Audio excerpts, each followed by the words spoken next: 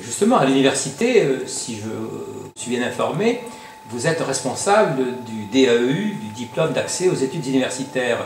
Vous accueillez donc des jeunes qui n'ont pas le baccalauréat et qui souhaitent poursuivre leurs études d'université. Comment sont-ils ces jeunes? Comment sont-ils dans vos cours? Est-ce qu'ils attendent beaucoup de ces cours et de l'université en particulier? Il est évident que les jeunes qui s'inscrivent, et moins jeunes, j'insiste, qui s'inscrivent au DAE, le font parce que, eh bien, à un moment donné, ils ont connu l'échec, ils n'ont pas fait la formation qu'ils ont voulu, ils ont interrompu leurs études, et qu'ils ont une appétence, reprendre, s'en sortir. Donc il est évident qu'ils arrivent avec une montée. Simplement, ils ont tout à réapprendre d'une façon de ce que c'est que la scolarité, le travail, etc. Donc c'est un travail de méthodologie, de prise de confiance en soi, pour pouvoir ensuite réussir.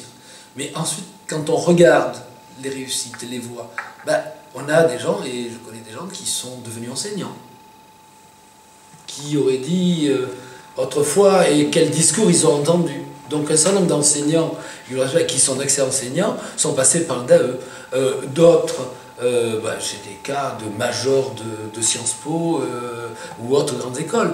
Mais il y en a beaucoup qui vont dans l'école des infirmiers, réussissent très très bien. C'est leur choix, c'est leur valorisation. Pour entrer à l'école d'infirmiers, il faut avoir le baccalauréat. Ils sont passés par le DAE, ils y arrivent. Donc je veux dire, qu'importe l'orientation finale. Mais ce qui est important, c'est, et c'est souvent ce qui leur manque, la confiance. Ne pas les enfermer dans la spirale de l'échec. Et ça passe par la compréhension de ses capacités, de ses manques, trouver les modalités de travail, etc.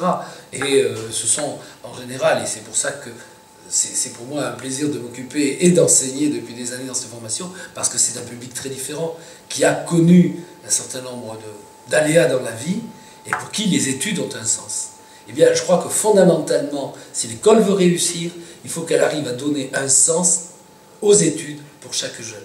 Mais, encore une fois, en sortant du modèle d'organisation de notre système éducatif, qui fait des grandes écoles le modèle descendant et qui s'impose au lycée et puis au collège, etc.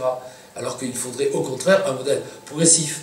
Hein, on avance en valorisant tous les métiers. Et en valorisant tous les métiers, toutes les compétences, tous les goûts. Et en donnant à chacun le moyen, parce que l'intelligence de la main, dit un jour le Premier ministre, enfin je trouve que c'est dévalorisant. Parce que la main, l'artisan, l'ouvrier, pour réussir la pièce, pour réussir son travail, mais il a un cerveau qui fonctionne.